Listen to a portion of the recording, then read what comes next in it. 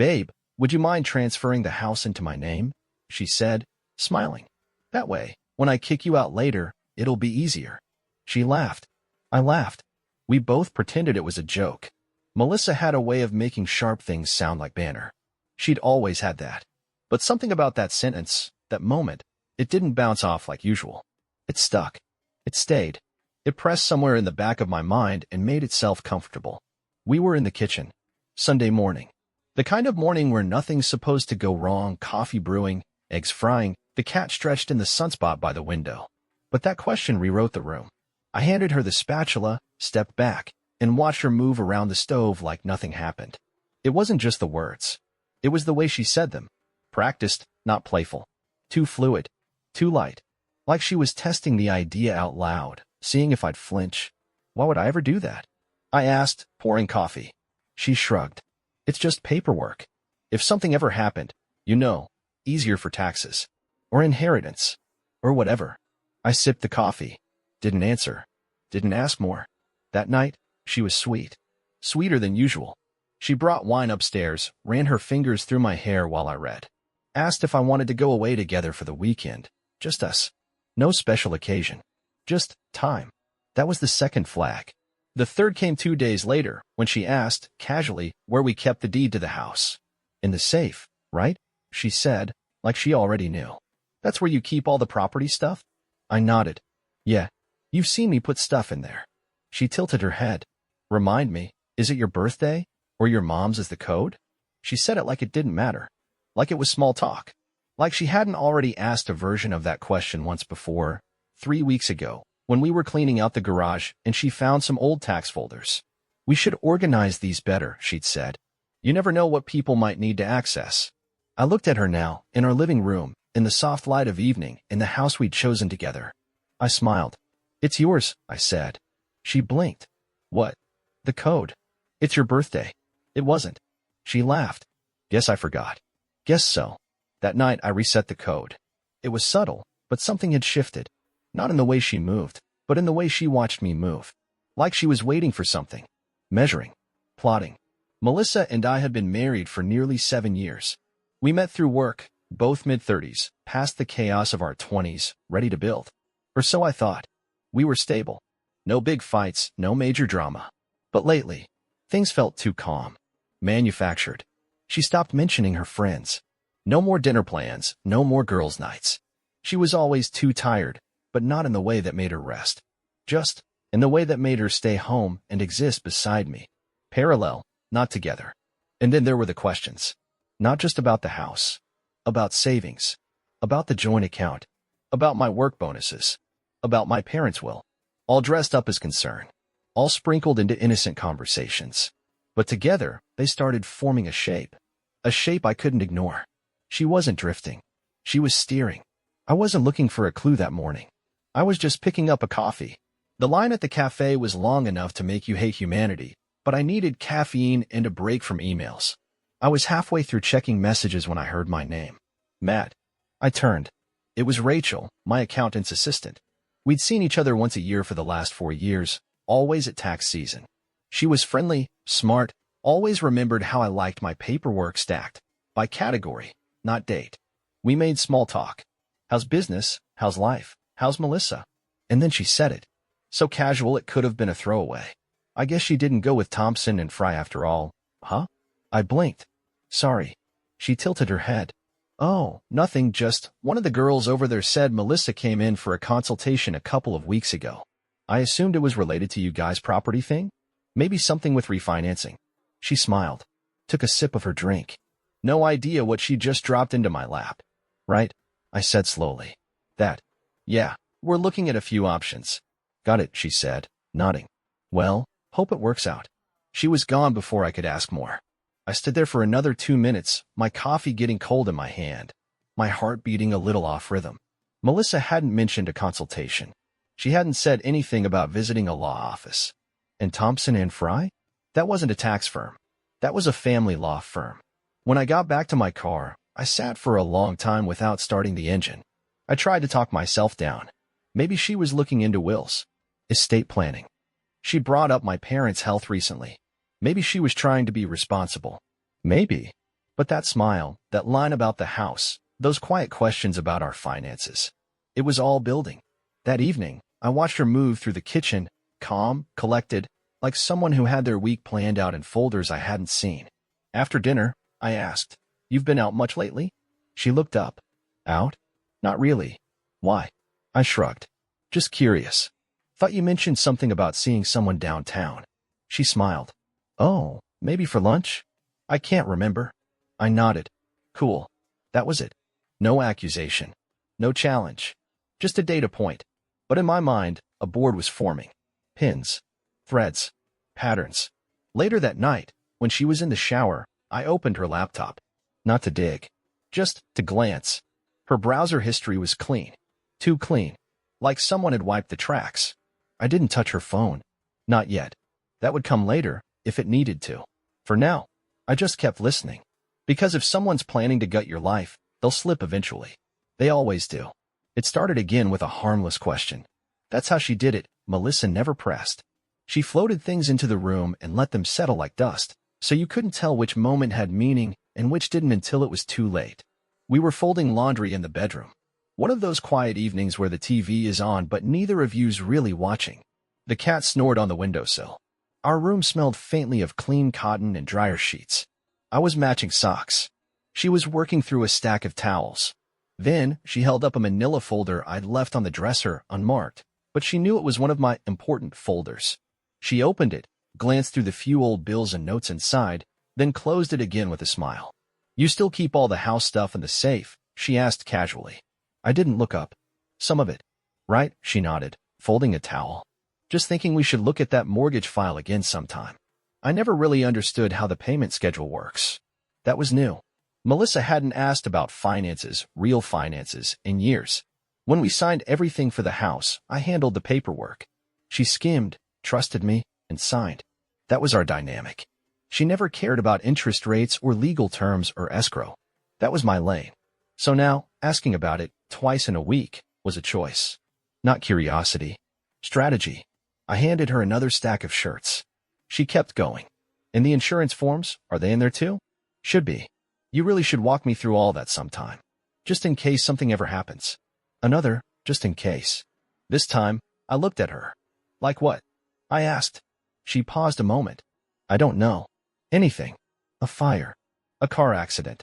People should always know where the important stuff is." I nodded slowly. "Sure. Makes sense." She waited a beat, then asked it. "You didn't change the safe code again, did you?" The way she said again told me everything. She'd tried it.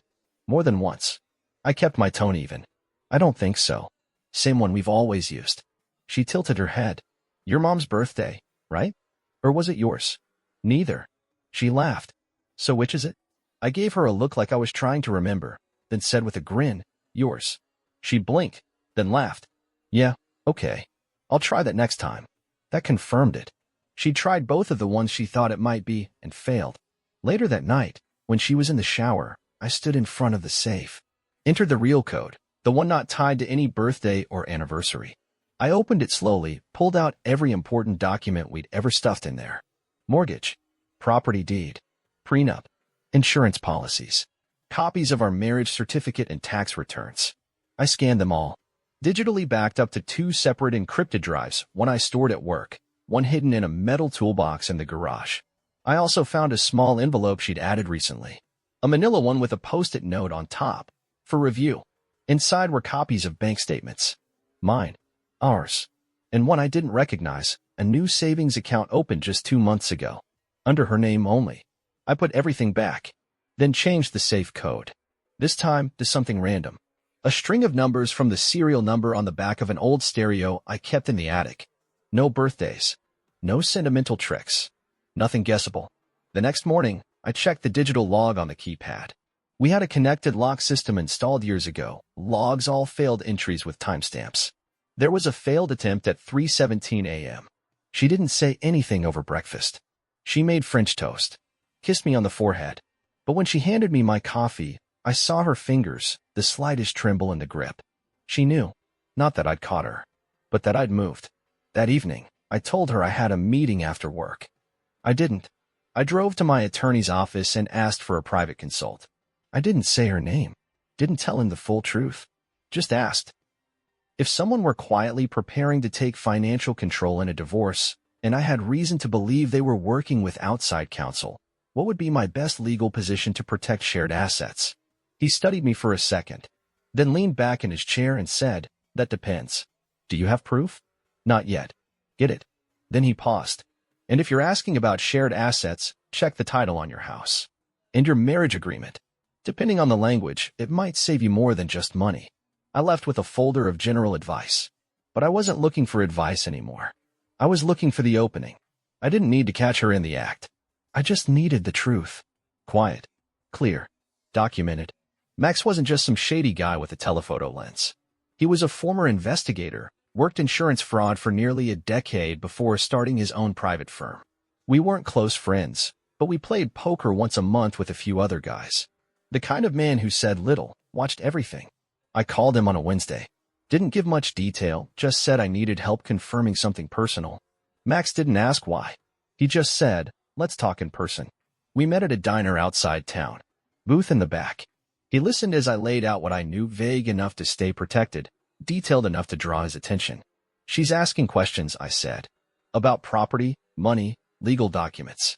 She's been consulting a family law firm. And I think, there's someone else. Max nodded. You want proof? Yes. Dates. Names. Photos. I don't want to guess anymore. Do you want her to know you're looking? No, I said. I want her to think everything is fine. He sipped his coffee. Then give me 3 days. 3 days later, I got a text. You'll want to see this yourself. I met him in the parking lot behind his office. He handed me a flash drive and said nothing for a moment. Then, you were right. And then some. Back home, I waited until Melissa left to run errands. I locked my office door, plugged in the drive, and opened the folder. It was all there. Photos. Video clips. Timestamps. A week's worth of quiet betrayal. One series showed her entering a short-term rental building 3 blocks from her work. Another, 2 days later, showed her in a parking lot, laughing with a man I didn't recognize. He was younger, maybe mid-30s, a little too polished. She touched him when they kissed goodbye. That moment froze on screen like a scene from a cheap soap opera. The footage from the rental building was even more damning. They went in together. Only she came out 4 hours later. Max had included a brief summary. The man's name was Ryan. Divorced. Worked in finance. No criminal record.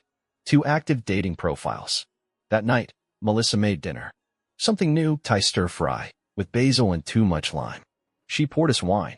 Lit a candle. She talked about booking a cabin for the holidays. Just us. Something quiet. Maybe the mountains. I nodded. Asked her about her day. She smiled. Just meetings. Nothing exciting. I looked at her. At her soft eyes, the little scar above her lip she hated, the necklace I bought her last year for her birthday. She lied so easily now.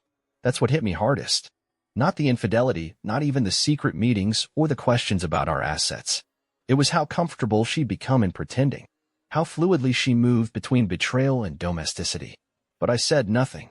Not yet. That night, after she fell asleep, I opened a secure folder on my computer. Saved the files from Max's drive. Created a backup copy on a cleaned USB, which I tucked inside a hardcover book on my shelf, the one she never touched. Then I made a new document, Case M. Taylor. It had 3 sections. Evidence, timeline, strategy. I wasn't gathering this for a fight. I was preparing for a surgical strike. It was buried in a stack of papers we hadn't touched in years.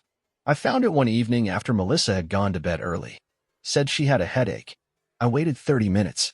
Then, in the quiet of the house, I unlocked the drawer in my office desk, the one with the oldest folders, the stuff you only keep because someday it might matter. That night, it did. I flipped past insurance forms, old bank records, even our first rental agreement. Then I saw it, the slim blue folder labeled Property and Co-ownership Agreement. It wasn't a prenup, not officially. When we bought the house 5 years ago, Melissa's parents had contributed part of the down payment, and her father, ever the cautious type, insisted we put together a mutual agreement. Just to protect both sides, he'd said. In case anything happens. I hadn't thought about it since. I opened the folder, skimmed the first few pages, and stopped cold when I hit Section 9C, Misconduct Clause. It read, In the event that either party is found to have committed adultery or engaged in behavior demonstrably deceptive in financial or relational conduct, all ownership rights to the property in question will transfer to the aggrieved party. No vague language. No ambiguity. Just one clean, brutal sentence. I stared at it for a long time. Everything she'd been doing, the consultations, the questions, the failed attempts to access the safe, it all pointed to one thing. She thought she would control the narrative. She thought she'd leave me broke, confused, and begging. But she hadn't read this page. Or she'd forgotten it existed.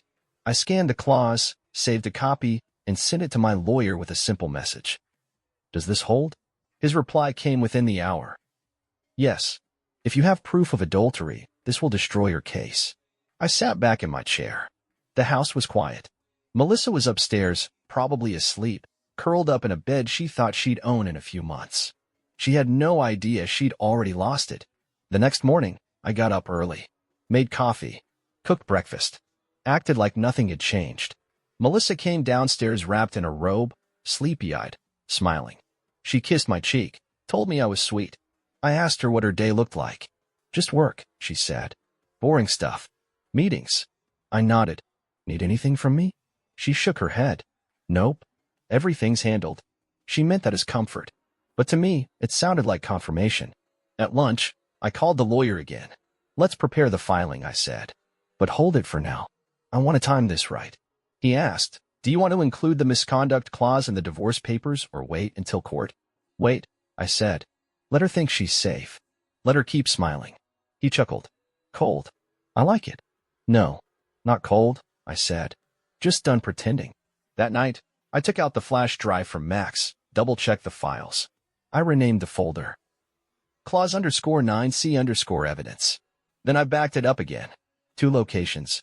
Air-gapped. Melissa came into the office at one point. Stood at the door. What are you working on? Some client backups. Just organizing. She smiled. You're always so meticulous. I smiled back. It's a strength. She left, humming as she walked down the hallway. That's when I knew she wasn't ready for what was coming. She thought the game was still hers. She didn't realize I'd already read the rules and found the clause she never saw coming. Our anniversary fell on a Thursday. 11 years. She didn't mention it that morning. I did. Happy anniversary, I said as she walked into the kitchen. She paused, smiled. A little too slow. Oh, right. Happy anniversary. I handed her coffee, kissed her cheek. Something's coming to your office today, I said. Little surprise. Her smile widened. You didn't have to do anything. I know, I said. But I did. Around 11:30 a.m., the delivery arrived, a tall matte black box, tied with a red ribbon. Inside, white roses, a bottle of her favorite perfume, and a small handwritten note. For everything you've given me. Under the roses, taped to the velvet lining of the box, was a crisp envelope. Inside the envelope, divorce filing, formal statement of marital misconduct, a preliminary division of assets signed, notice of asset freeze, a personal clause, all evidence will be presented in court. Her coworkers saw her face fall. She took the box into a private room, closed the door, stayed inside for nearly an hour. Then she called him. I know because I saw the record later, and because Max had installed a temporary surveillance tap on her work line the day before. The recording was clear. It's happening, she whispered. He filed. But he doesn't know. He didn't mention you. There's no evidence in the packet. A pause. Then, we're okay. It's just starting. Stick to the plan. She still thought she had a plan. I spent the rest of the day as usual. Emails. Lunch. Read some contract briefs. I didn't think about her expression when she opened the box. I didn't care whether she cried. I wasn't interested in her calls or her pacing or her panic. Let her squirm. The only person I texted was my lawyer. It's done. Court date confirmed. His reply. Next Tuesday. She'll walk in thinking she's negotiating. She's not. That evening, Melissa came home early. She'd changed clothes, a different blouse, more makeup than usual. Her smile was tense. Her movements careful. I was sitting on the couch, flipping through a magazine. She stood in the doorway, watching me. Can we talk? She asked. I looked up. Of course. She sat across from me, legs crossed, hands folded tightly. I'm surprised you didn't say more, she said. About what you sent. There's nothing to say, I replied. It feels aggressive. I'm responding, not attacking. She shifted. I think we should keep things civil. I agree. And I think we can figure this out without dragging it through court. You mean, without the part where you lose? Her mouth opened, then closed. She tried again. I've been overwhelmed. I didn't mean to hurt you. We just drifted. You work a lot. I felt alone. You didn't look alone in those photos.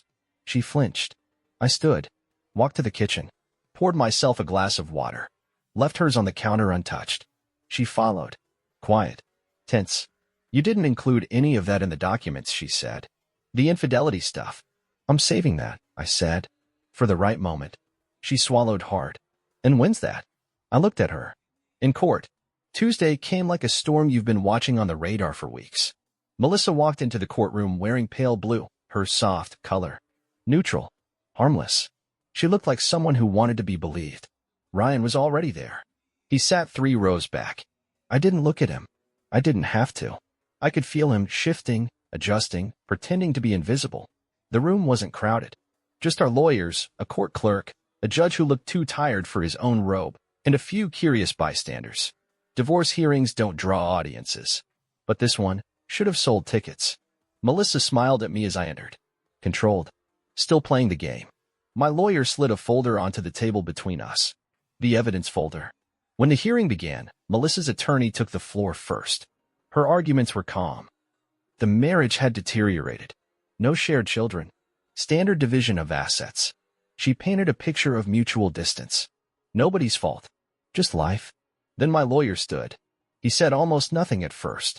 Just placed 3 items on the table. The original co-ownership agreement, open to Section 9C. A printed timeline of events tied to financial records and login data. A USB drive. He handed the USB to the clerk. The judge glanced at it. Would you like to summarize? He asked. My lawyer nodded. We'll let the footage speak for itself. The screen behind the judge came to life. Still images first. Melissa with Ryan, parking lot, hotel lobby, private rental entrance. Melissa's smile disappeared. Then the video, Lores, time-stamped. Her laugh. Their kiss. The unmistakable intimacy of a woman who had rehearsed lies for weeks. Ryan didn't look at the screen. He looked at his hands. When the video ended, the judge leaned back, quiet, then turned to Melissa's lawyer. Do you dispute this evidence? The lawyer hesitated. No, Your Honor. Do you acknowledge the clause in this agreement? Another pause. Yes, Your Honor. The judge sighed. Then I don't see the need for further argument. At that moment, Ryan stood up. No words. No reaction. He just stood, adjusted his jacket, and walked out of the courtroom. Melissa turned in her chair. Ryan, she started. But he didn't stop. Didn't turn around. The door closed behind him like the end of a play. Melissa looked back at me. Her eyes wide, glossy. She opened her mouth. I shook my head. Just once. Don't. The judge spoke again. Final ruling. The property in question is awarded in full to Mr. Taylor, in accordance with Section 9C of the signed agreement. All other financial requests by Mrs. Taylor are denied. Bang. Gavel. Done. Melissa sat frozen. I stood, thanked my lawyer, and walked out without looking back. She came the next morning. No warning. No text. No call. Just the sound of tires on the gravel and the nervous rhythm of knuckles tapping on my front door. It was 7:40 a.m. I hadn't even poured my coffee yet. I opened the door to find her standing there in the same sweatshirt she used to wear when she was sick or hiding. No makeup. No earrings. Hair pulled into a half-hearted bun. Her face looked drawn, pale, the kind of face that hadn't slept. Or maybe had cried all night. Can I come in? She asked, voice small. I let the door hang open and stepped aside without a word. She entered like someone walking into a house they'd only seen in photos, like she didn't quite know where she was anymore. Her eyes scanned the room as if it had changed. It hadn't. She had. I just wanted to talk, she said, pausing near the couch but not sitting yet. Please. I gestured for her to sit. I stayed standing. She looked up at me like a student waiting for a verdict. I made a mistake, she began. A big one. I know that now. Ryan, he was never real.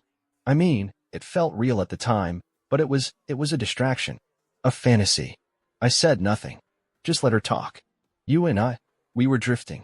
I felt like you weren't there. Like I was invisible. But I didn't mean for it to go this far. I didn't mean to hurt you. I was confused.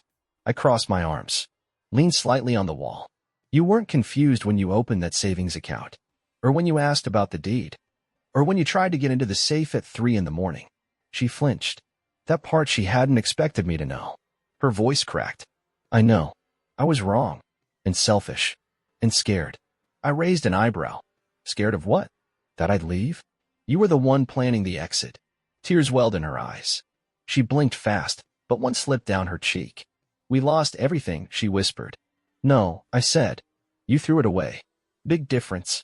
She shook her head slowly, like she still didn't believe this was real. I thought we could fix it. Even now. Maybe. No, I interrupted. We're not fixing anything. Her shoulders dropped. Like all the weight she'd been carrying fell at once. I walked over to the kitchen drawer, pulled out a white envelope I had prepared the night before, and placed it on the coffee table in front of her. She looked at it, confused. What's that? $500, I said. Enough for a train or a cheap flight. You told me once your mom would always take you in, no matter what. That's still true. She didn't answer, just stared at the envelope like it might bite. I don't hate you, I said, but I don't owe you anything anymore. Not time, not forgiveness, not space. She covered her face with both hands. Her breathing turned shaky, uneven. I don't have anyone, she mumbled through her fingers. Maybe you should have thought of that before planning a future with someone else. Silence stretched between us. After a while, she stood, picked up the envelope, tucked it under her arm like it was proof she still existed. Matt. I didn't respond. She looked at the door, then at me one last time. I wish I could take it back, she said. I finally met her eyes. You don't get to wish that now. She opened the door. The air outside was gray, cold. She stepped out, hesitated, just for a breath, then walked down the steps and back to her car. I stood at the window and watched until she turned onto the main road and disappeared. Then I went to the kitchen, poured my coffee, and sat at the table in complete silence. She was gone. Not just from the house, from my life. And for the first time in months, I could finally hear myself think. The silence was the first thing I noticed. Not the absence of yelling, we never really yelled. Not the lack of footsteps or slammed doors. Just silence. The kind that makes a house feel bigger. Like the walls are finally breathing. I made coffee that morning the way I always did. Same beans. Same mug. Same seat at the kitchen table. But everything tasted different. The papers were filed. The accounts were clean. The safe was empty now, not because it had been raided, but because I didn't need to protect anything anymore. I wasn't hiding. I wasn't watching my back. The war was over. And I had one. Not with revenge. Not with noise. But with structure. With proof. With patience. Melissa hadn't called again. I don't think she would. There was nothing left to say. No more speeches, no more stories. She left with $500 and a train ticket. She got her choice. I got my house. And the house? It felt like mine again. I opened windows, let light in, rearranged furniture, cleared out drawers that had held things I no longer needed, her scarves, her extra keys, those cookbooks she never used. I dropped them all in a box and set it by the trash. That weekend, I invited a couple friends over. Nothing dramatic. Just beers on the porch, some old music on the speaker. They didn't ask too many questions. Just laughed, told stories, filled the air with something other than suspicion. That night, I stood in the living room alone and looked around. Same walls. Same furniture. Same life. But now, it was honest. And that made all the difference.